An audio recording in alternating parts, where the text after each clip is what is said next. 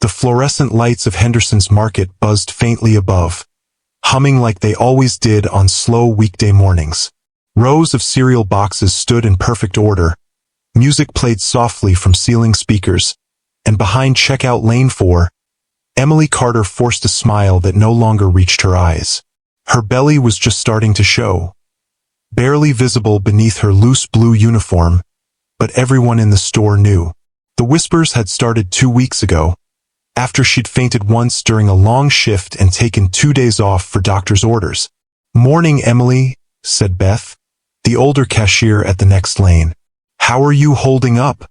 Emily gave a small smile. "Better, thanks. Just trying to make it to the end of the week." Beth's eyes flicked toward the back office, where the glass door stood half open. Inside, Mr. Collier, the regional manager, was already pacing. His voice, sharp, dismissive, carried into the aisles. "We can't afford dead weight during the holiday rush. If she can't keep up, she's gone." Emily heard it, pretended she didn't. Her hand trembled slightly as she scanned a carton of milk. Customers came and went. A mother with her toddler. A businessman grabbing coffee. A teenager buying snacks. Life went on ordinary, indifferent. But by noon, everything changed. Mr. Collier emerged from his office, straightening his tie. His assistant trailed behind with a clipboard. "Emily Carter?" His tone was clipped, professional, the kind used for uncomfortable tasks. She turned, clutching the scanner. "Yes, sir. Can you step into my office for a moment?" Beth frowned. "She's with customers, sir." "I said," Collier repeated, sharper now. "Into my office." Emily's chest tightened. She set her scanner aside and followed. Inside, the air smelled of coffee and cologne. On the desk sat a single manila envelope. "Emily," he began, sliding it toward her. "I'm afraid we've decided to terminate your employment, effective immediately." Her breath caught. "What? Why?" "You've had multiple absences in the past month, and your performance metrics have declined. We need consistent productivity." She blinked, stunned. "I told you. My doctor said I shouldn't lift heavy boxes. It's just temporary." Collier sighed, folding his arms. "Look, I understand, but the store can't make special exceptions. You're welcome to reapply after your situation stabilizes." Her throat burned. "My situation?" He gestured vaguely toward her stomach. "You know what I mean." The assistant beside him looked uncomfortable, but said nothing. "So you're firing me?" Emily whispered. "Because I'm pregnant." "That's not what I said," Collier replied smoothly. "I said because you can't fulfill your duties." Emily's eyes stung, but she kept her voice steady. "I've worked here 4 years, trained new hires, never once been late until now. And this," she pointed to the envelope, "this is how it ends." "Please," Collier said, already standing. "Let's not make this dramatic." Her fingers shook as she picked up the envelope. Inside, a termination form and a final paycheck for $384. She swallowed hard. "You know, someday you're going to regret how you treat people." Collier chuckled faintly. "I doubt that."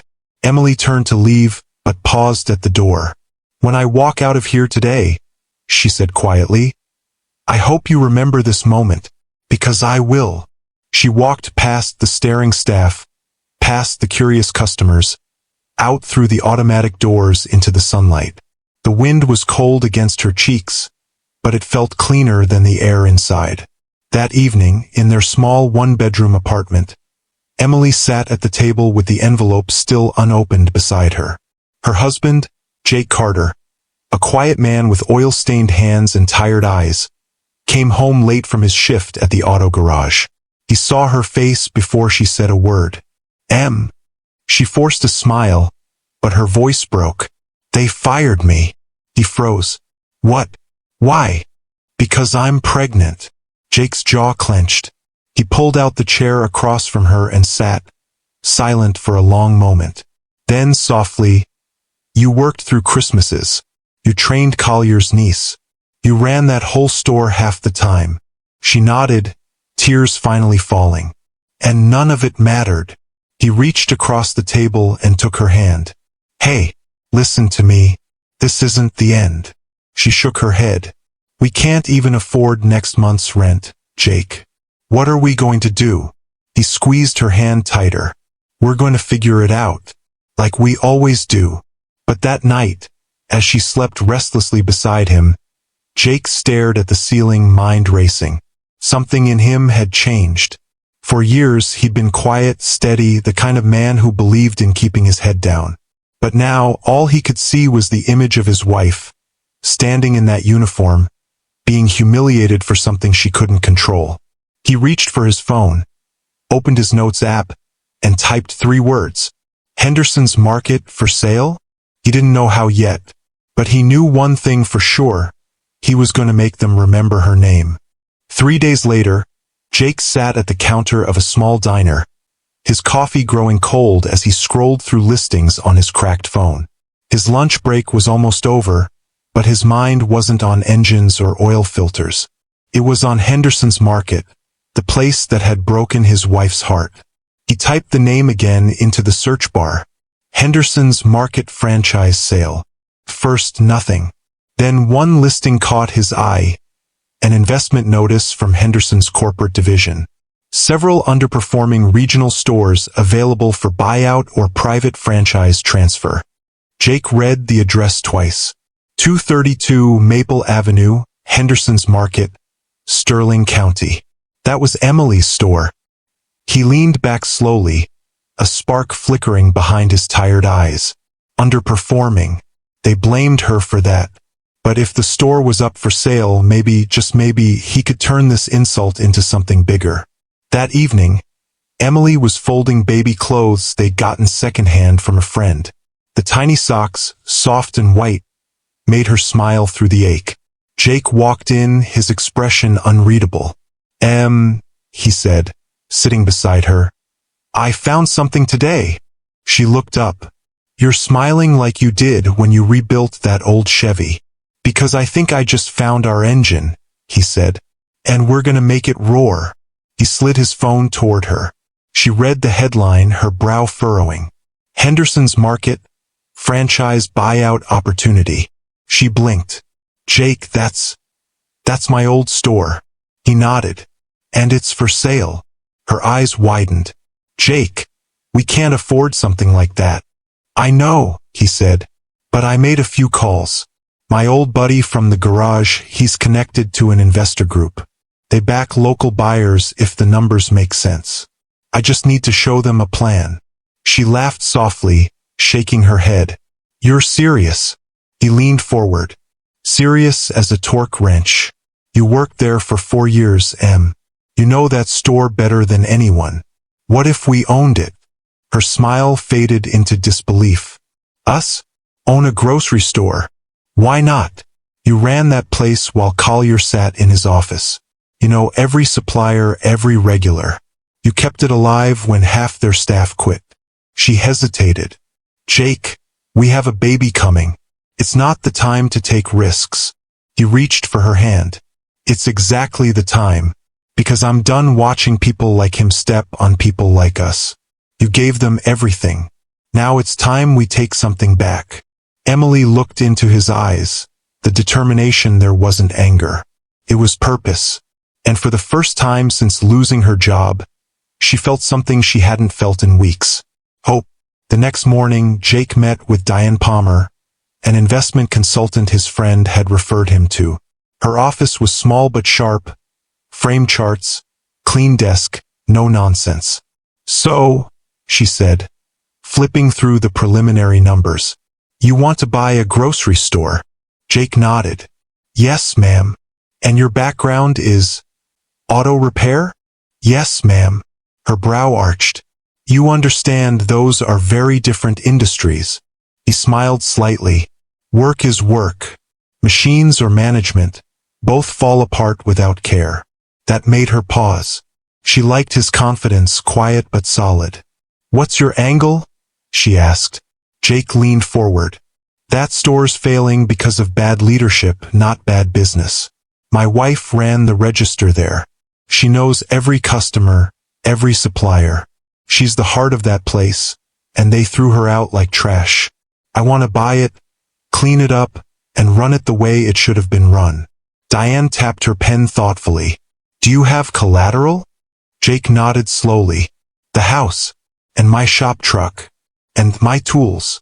"That's not much," she said gently. "I know, but I've never missed a payment in my life." Diane studied him for a long moment, then smiled. "You remind me of my dad. He started with one store too." She slid a form across the desk. "Let's see what we can do." That night, Jake and Emily stayed up past midnight at the kitchen table, drafting the business plan. She wrote while he dictated. "First thing," she said, "we fire Collier's niece. She's been pocketing refunds for months." Jake chuckled. "You've been waiting to say that. And we fixed the lighting in the produce section," she continued. "It makes everything look wilted. Customers shop with their eyes." He nodded.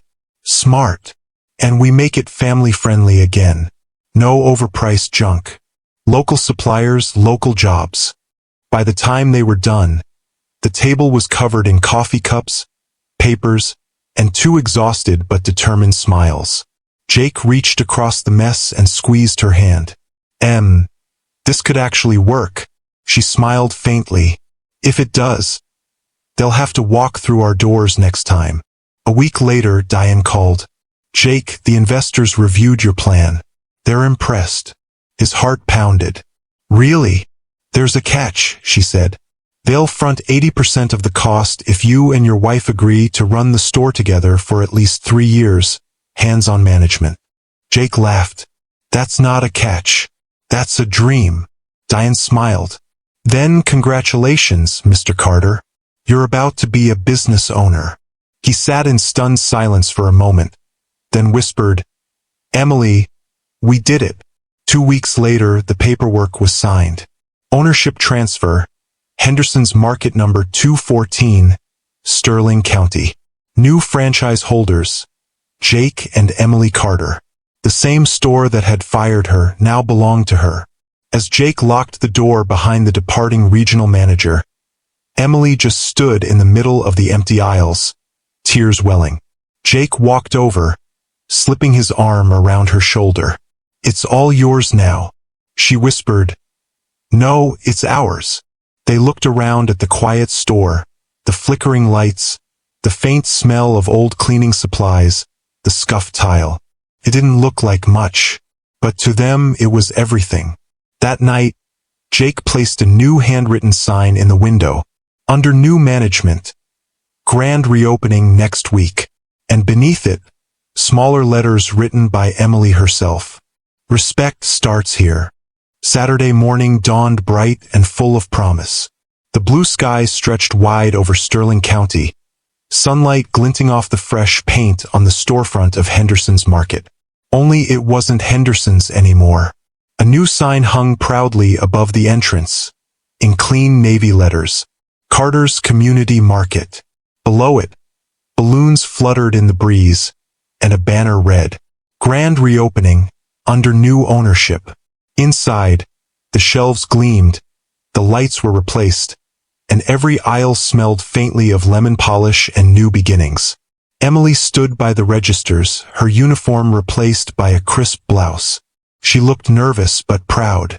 Jake, in a rolled-up shirt and jeans, adjusted a sign near the produce section. "Apples, local farm, 2 for $1. Let's make this place honest again," he said with a grin.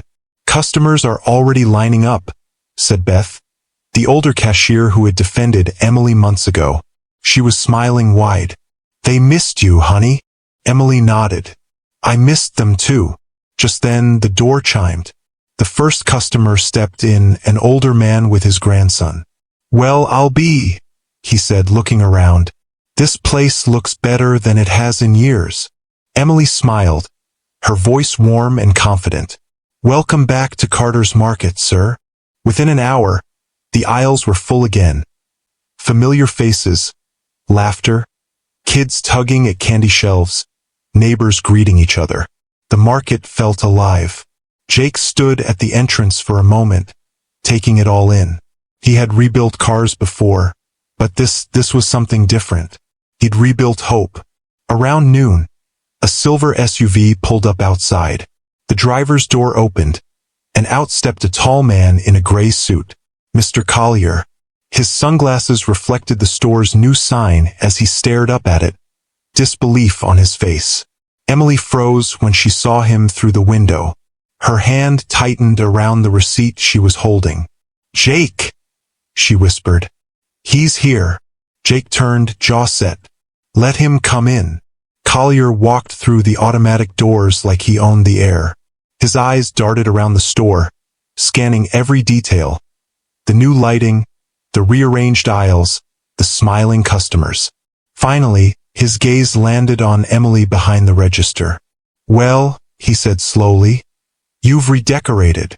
Emily kept her voice calm. "Yes, we thought the place could use a little dignity." He smirked. "So, you're working for the new owners now?" Jake stepped up beside her. "No," he said, voice steady. "She is the owner." Collier's smirk faltered. "Excuse me?" Jake gestured toward the framed business license on the wall. Carter's Community Market, owners. Jake and Emily Carter. Collier's eyes widened. You bought this place?" Emily's tone stayed even. "No, we rescued it." A few customers nearby slowed their carts, watching the exchange quietly. Collier chuckled nervously. "Well, I suppose congratulations are in order, though I doubt you'll last. It takes more than good intentions to run a business." Emily met his gaze. "You're right. Takes compassion, and the ability to treat people like humans. You should try it sometime." Her calmness disarmed him more than anger ever could. Jake folded his arms. "Funny thing, Mr. Collier, you called her unfit to work here, but it turns out she's more than fit to own the place you ran into the ground." Collier's expression tightened. He tried to recover with a forced laugh. "You two won't make a dent in the market. Henderson's doesn't lose." Jake smiled. "Then you might want to look at next week's local paper." Collier frowned. "Why?" Jake pointed toward the front counter, where a reporter from the Sterling Gazette was snapping photos of the happy crowd. The headline was already written in her notebook. "Local couple revives failing grocery store after firing scandal." Collier's smirk vanished completely. He looked around one more time, his pride crumbling beneath the sight of loyal customers filling carts. "I should go," he muttered. Emily smiled politely. "Take care, Mr. Collier. And don't forget to grab a loyalty card on your way out. They're free for everyone." A few nearby customers chuckled quietly. Collier's jaw clenched, but he said nothing. He walked out, his polished shoes clicking on the clean tile Emily had once scrubbed for him. Now it shone under her name. By the end of the day, Carter's Market had tripled its expected sales. The local news had filmed interviews, and the community buzzed with pride. As they locked the doors that evening, Jake leaned against the counter, exhausted but glowing with satisfaction. "You know," he said, smiling, "I think I saw half the town in here today." Emily laughed softly. "The other half's coming tomorrow." Beth handed her the cash report. "Congratulations, boss," she said warmly. Emily looked at her. "Beth, don't call me boss. Call me teammate." Beth smiled. "Then good job, teammate." They all laughed, the sound of a new beginning filling the empty store. That night, as they sat together at home, Emily rested her head on Jake's shoulder. "You made all this happen," she whispered. He shook his head. "No, Em. You did. I just followed your lead." She smiled. "Then maybe that's what makes us work." Jake kissed her forehead. "Maybe it is." On the table between them lay a folded newspaper draft. The subheading read, "The pregnant cashier they fired now signs the paychecks." 3 weeks later, the once sleepy town of Sterling County was buzzing with a story everyone was talking about. The local headline read, "From fired cashier to franchise owner, how a pregnant woman rebuilt a broken market." What started as a local curiosity had exploded online. Social media picked it up, influencers reposted it, and national business pages ran headlines like, "The pregnant cashier who proved corporate arrogance wrong. The store that fired her now works for her."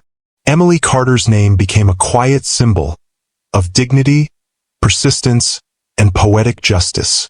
Inside Carter's community market, things were running smoother than ever. Lines stayed long, shelves stayed stocked, and laughter echoed through the aisles.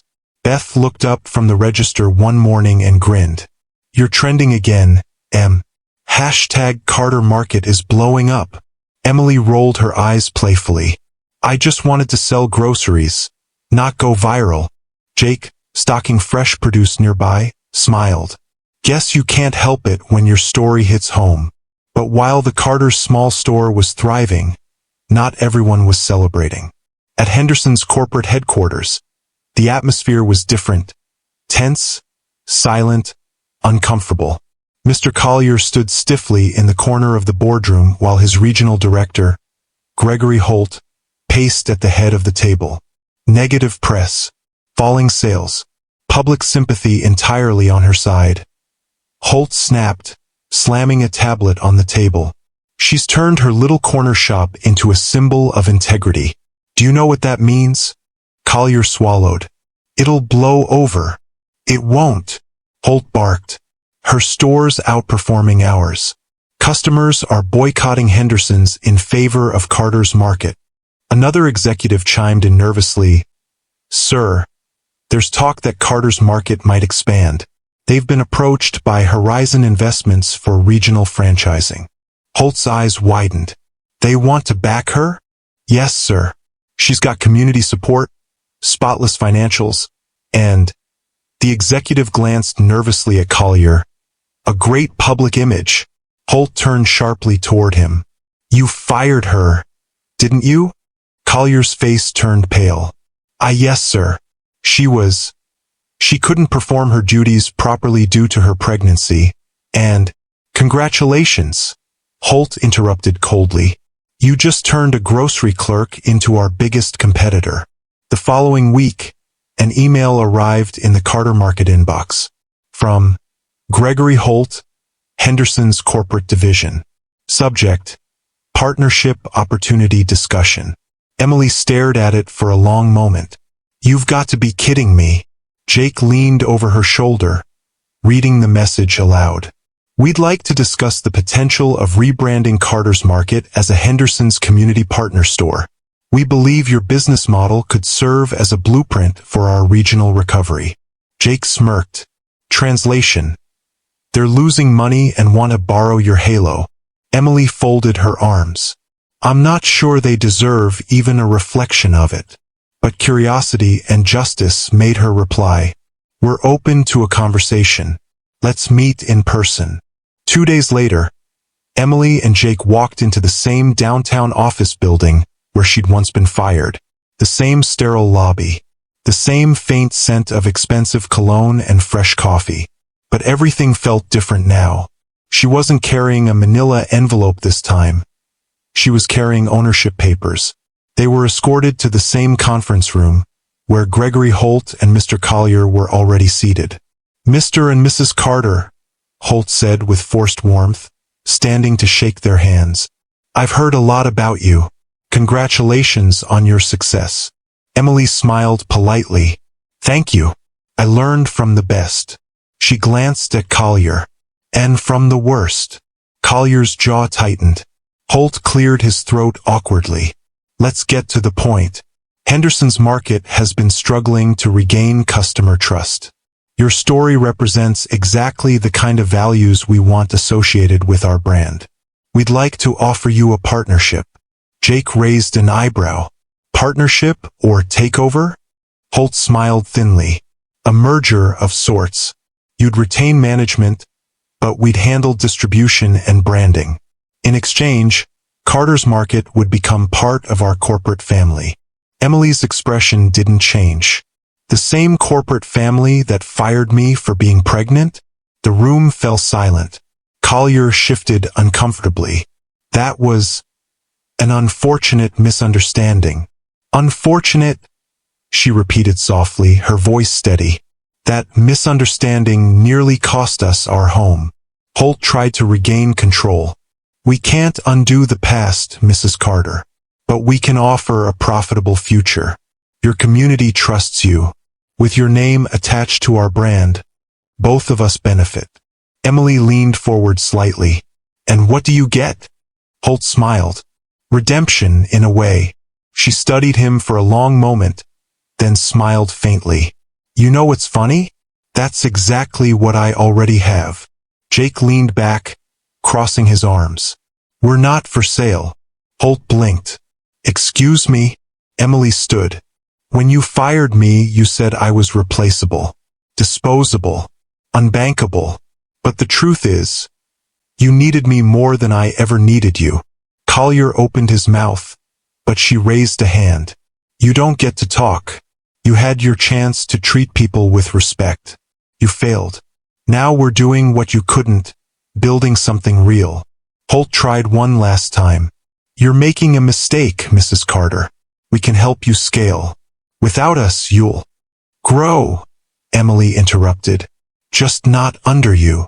She reached into her bag, pulled out a checkbook, and placed a slip of paper on the table. What's this? Holt asked. Your store on Oak Avenue, she said calmly. We're buying it. Effective immediately. Holt's face went blank. You're expanding? Emily smiled. Consider it poetic justice. The woman you fired now owns the store you lost. She turned toward the door, Jake beside her. As they left, Collier called out quietly, his voice cracking. Mrs. Carter, I never meant for things to end like that.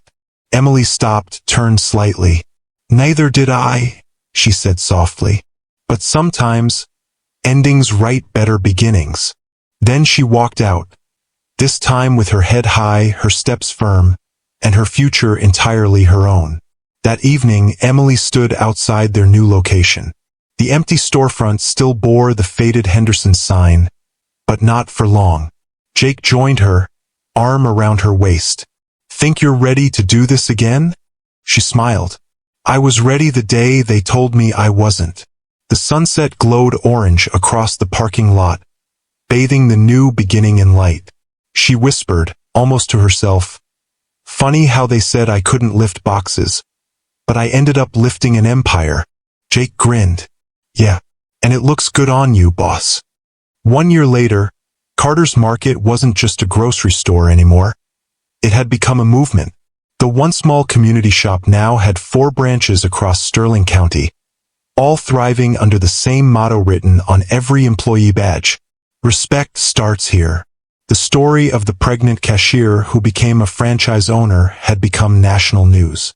Business journals, talk shows, even a short documentary called The Receipt of Respect had featured Emily Carter's journey from humiliation to empowerment. But for Emily, it was never about fame, it was about purpose. That morning, she stood in front of a crowd at the grand opening of their newest store. Cameras flashed, kids waved small Carter's balloons, and local press lined the front row. Emily, now visibly carrying her second child, stood behind the podium. Her calm, confident smile lit up the space. Exactly a year ago today, she began, I walked out of a grocery store with a pink slip in my hand and a baby on the way. The crowd went quiet. I remember standing outside in the cold, wondering how we'd pay rent, how we'd survive, how we'd ever be enough. I was told I was too weak, too fragile, too replaceable. Her voice grew steadier. But the truth is, every person has worth. You just have to give them a chance to show it. A ripple of applause spread through the audience. And that's what this store represents. Every cashier, every cleaner, every driver, every tired parent, you matter. This place runs on dignity, not hierarchy. Tears shimmered in a few eyes. Jake stepped forward and put a gentle hand on her shoulder. And that's why today, We're announcing something new. He turned to the banner behind them. The cloth dropped, revealing the name, the Carter Foundation for Working Mothers. Gasps, then thunderous applause. Emily's smile trembled, but her voice stayed strong. This foundation will provide scholarships, job placements, and emergency assistance to single and expectant mothers who've been overlooked or mistreated in the workplace, like I once was. The camera flashes intensified. News anchors scribbled notes. She continued, because no woman should have to choose between motherhood and survival. No one should have to trade respect for a paycheck. The crowd erupted into applause again, people standing, clapping, cheering. That evening, after the event ended, Emily walked through the quiet aisles of the new store. Everything smelled new, the wood polish, the paper bags, the coffee brewing at the mini cafe. She stopped by the checkout lane, running her fingers over the scanner. Same model, same brand, the very same kind she'd used the day she was fired. She whispered to herself, smiling, "We've come full circle." Beth, her loyal friend and now store manager, walked over, holding a folder. "Boss, sorry, partner. The media's still asking if you'll do another interview." Emily laughed softly. "No, I think the story's told itself by now." Beth smiled. "You sure you don't want to say one last thing?" Emily thought for a moment, then said quietly, "Yeah, maybe just this, they fired the wrong woman." Later that night, at home, Jake tucked their baby daughter, Grace, into her crib. Emily watched, her hand resting gently on his shoulder. "She looks like you," Jake said, smiling. Emily chuckled. "Then she's stubborn and kind. Perfect combination." He turned to her. "You realize what you've built, right? Stores, jobs, a foundation. All because you refused to let one cruel man define your worth." She shook her head gently. "No, all because we didn't give up. You believed when I couldn't." He smiled. "Guess that's what love's supposed to do." She leaned against him, looking around their cozy living room. Walls lined with photos of the markets, framed newspaper articles, and one plaque that meant more than all the rest. "To Emily Carter, proof that respect can't be fired." Weeks later, Emily received an invitation in the mail, thick paper, gold lettering. "Henderson's Corporation Annual Awards Gala. You are cordially invited to attend as an honorary guest." Jake laughed out loud when he read it. "They really have no shame." Emily smirked. "Maybe I should go." He raised an eyebrow. "To see Collier squirm?" "Exactly." 2 weeks later, she arrived at the gala in a simple yet elegant gown. Nothing flashy, just timeless. The ballroom glittered with chandeliers and polished marble. The same kind of luxury that had once made her feel small. But not tonight. As she entered, a hush spread through the room. Dozens of executives recognized her from the news.